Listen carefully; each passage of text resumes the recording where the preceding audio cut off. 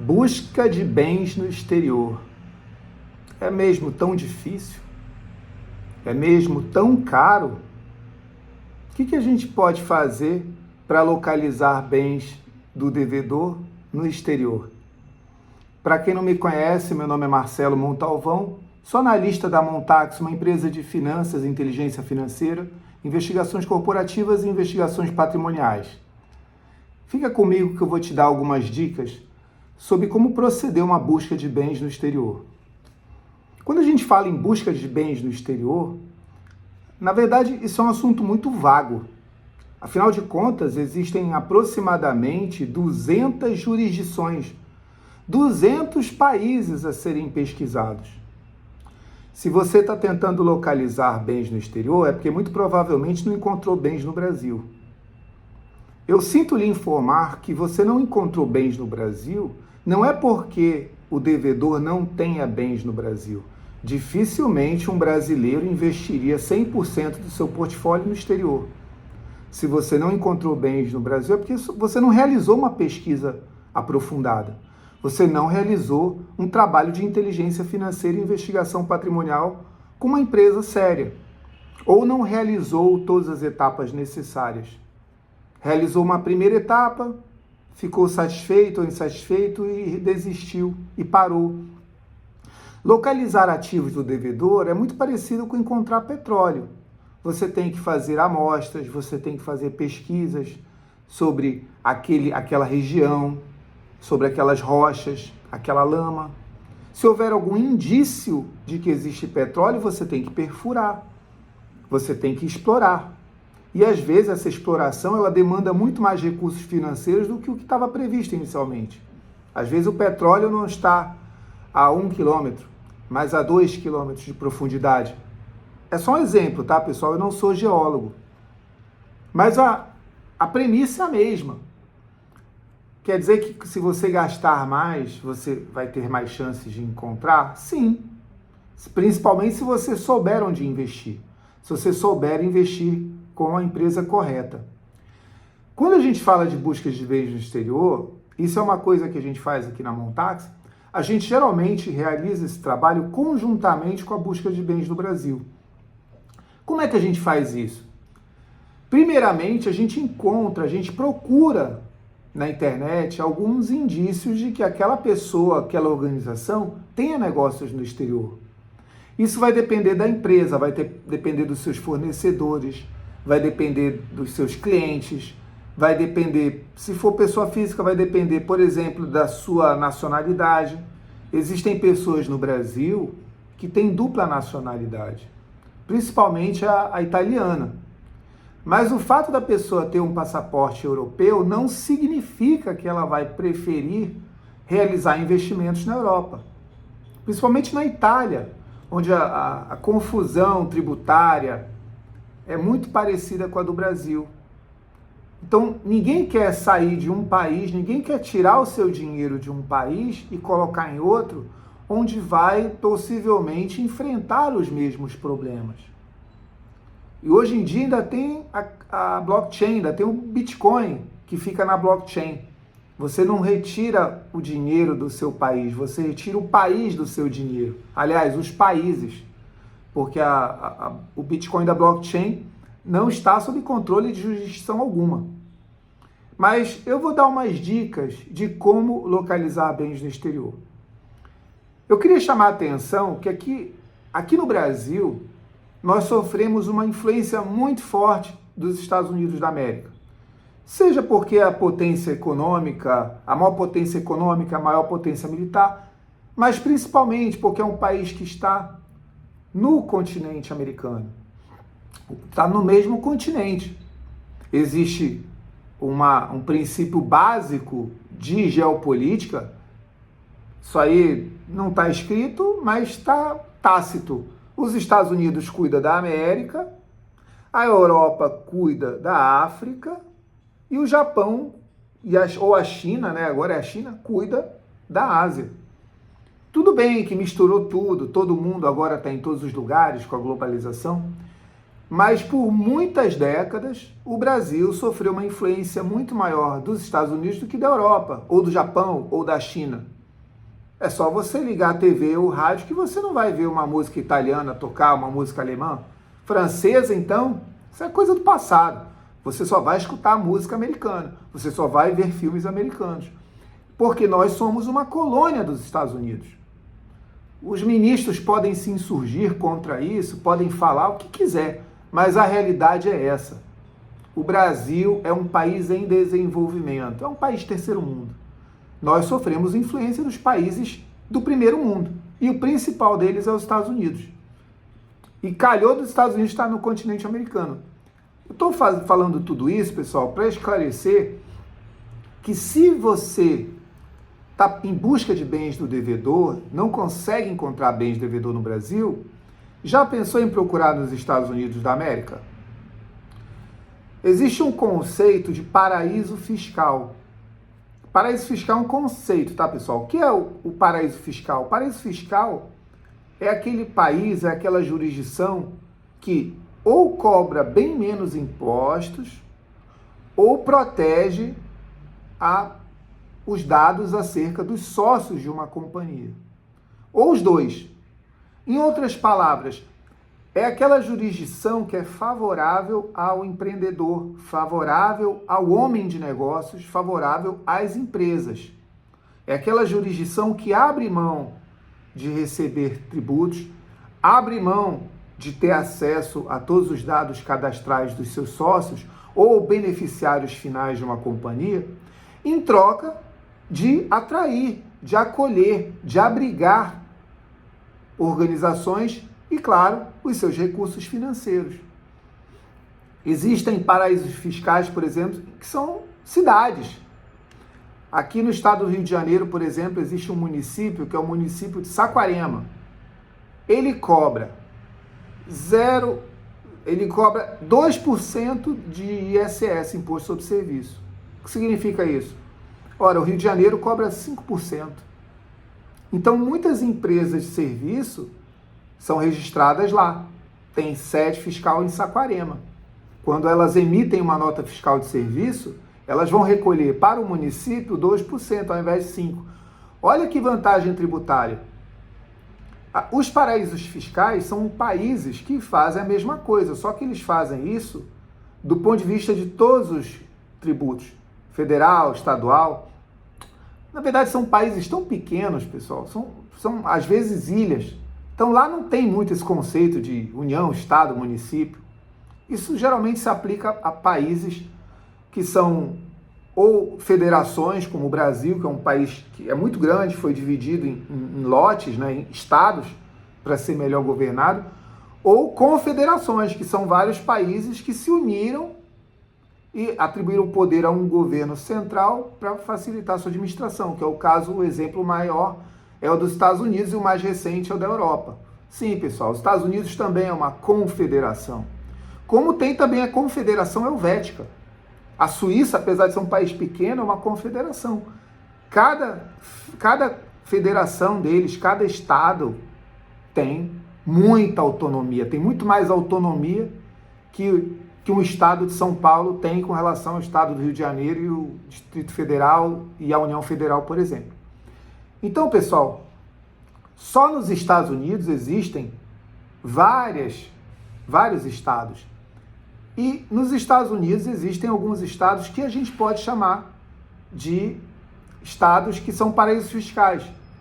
Nem tanto pela vantagem fiscal, a vantagem tributária de se abrir uma empresa lá, mas principalmente pelo nível de proteção que aqueles estados, que aquelas jurisdições estaduais atribuem às empresas que ali foram criadas ou ali foram transferidas, mantidas, mesmo que seja uma sede fiscal, mesmo que seja uma simples conta de um banco. São os estados, por exemplo, de Delaware, Nevada, Wyoming, Dakota do Sul e Ilhas Virgens dos Estados Unidos. São umas ilhas que tem no Caribe que são território americano. Esses que eu mencionei, esses paraísos fiscais, as buscas de bens nesses locais são muito mais difíceis. Vou dar um exemplo, vou falar de preço. Aqui no Brasil, uma companhia que realiza busca de bens no exterior, ela vai cobrar aproximadamente R$50 mil para uma primeira etapa da investigação. Eu digo aproximadamente, que tem empresas que cobram mais, tem empresas que cobram menos, mas é mais ou menos por aí. Nas Ilhas Virgens Britânicas, nós temos parceiros de negócios que realizam essa mesma tarefa por $50 mil. São praticamente 5 vezes mais, mas lá eles ganham em dólar, aqui a gente ganha em real, e a gente está falando de buscas de ativos que são de elevado valor econômico, na casa de alguns milhões.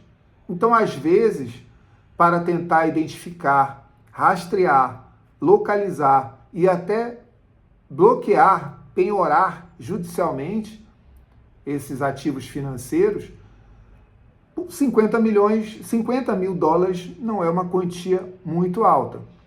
Eu não estou dizendo que é brincadeira, tá, pessoal? Eu não estou dizendo que é pouco, eu só estou dizendo que, às vezes, para recuperar 20, 30 milhões de dólares, vale a pena você gastar $50 mil com um parceiro adequado, com um parceiro correto, um parceiro experiente.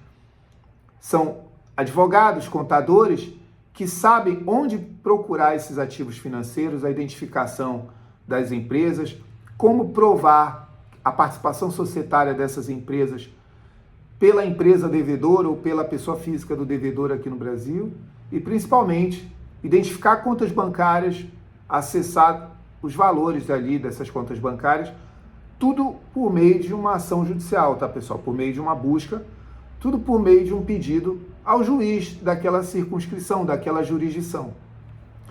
Mas tem uma dica que eu posso dar, pessoal, para você adiantar o assunto.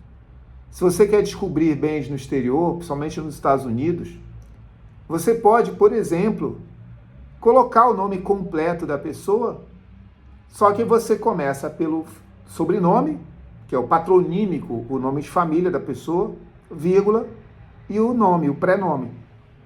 Por exemplo, meu nome é Marcelo Carvalho de Montalvão.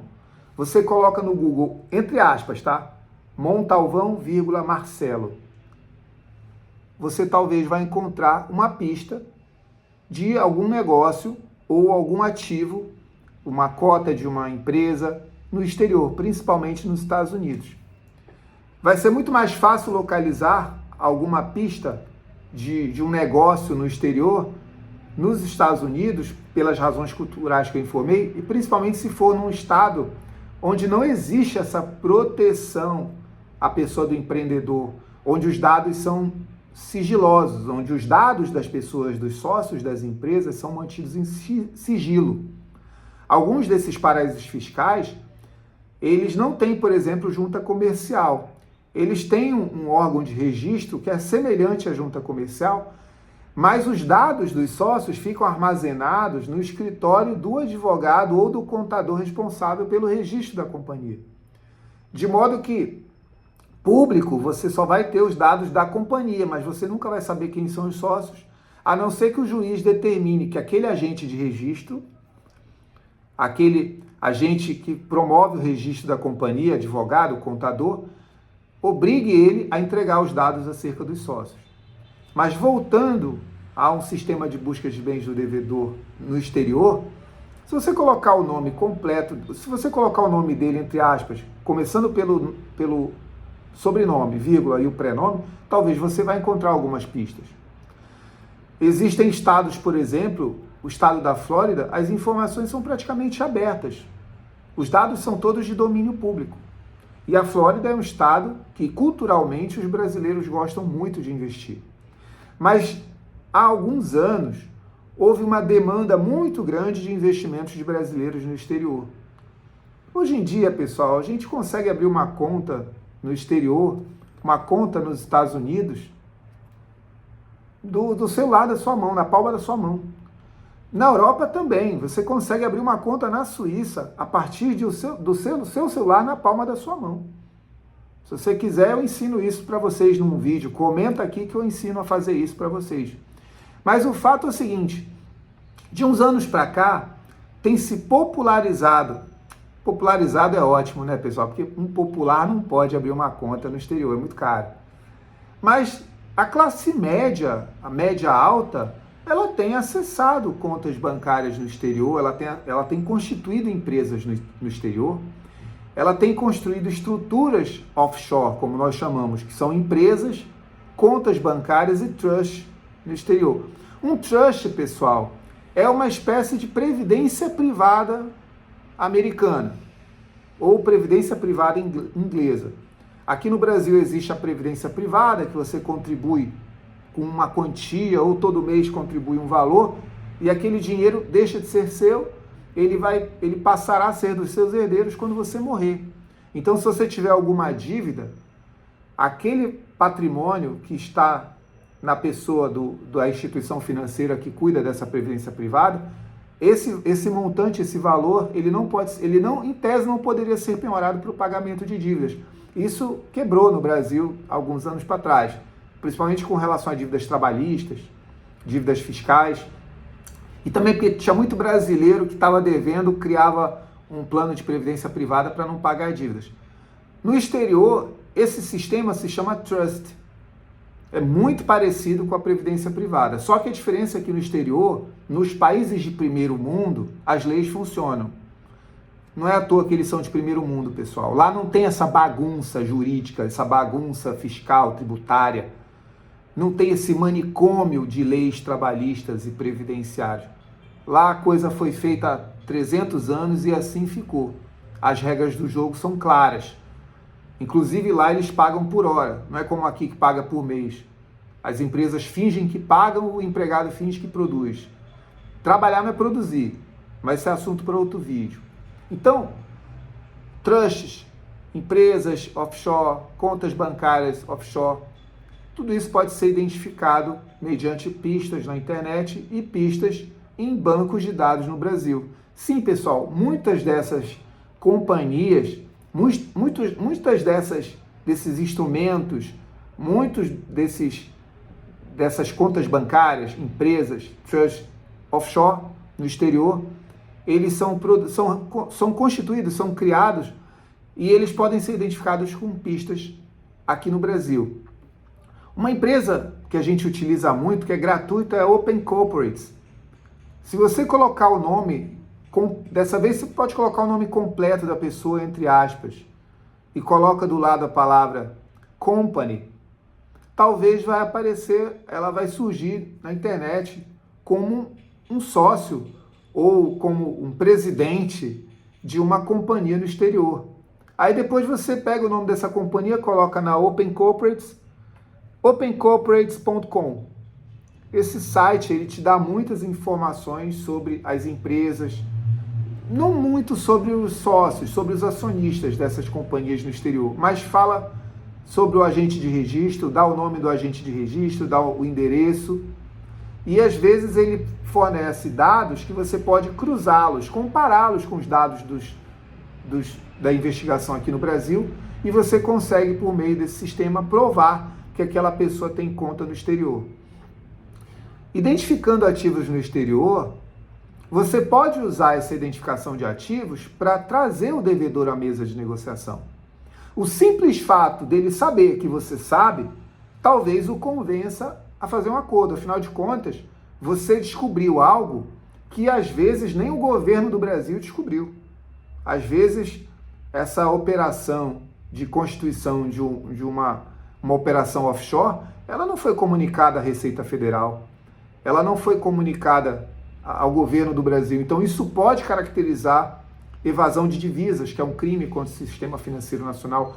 Isso pode configurar fraude à execução. Isso pode configurar lavagem ou ocultação de bens, direitos e valores. São crimes, geralmente, de responsabilidade da Polícia Federal. Então, o devedor, geralmente, ele não deve a uma pessoa apenas, ele deve várias pessoas. Ele deve um conjunto de pessoas. Você, um dos devedores privilegiados que ousou contratar uma empresa de inteligência financeira, que investiu seu tempo e dinheiro, não, eu vou receber sim, não vou deixar barato.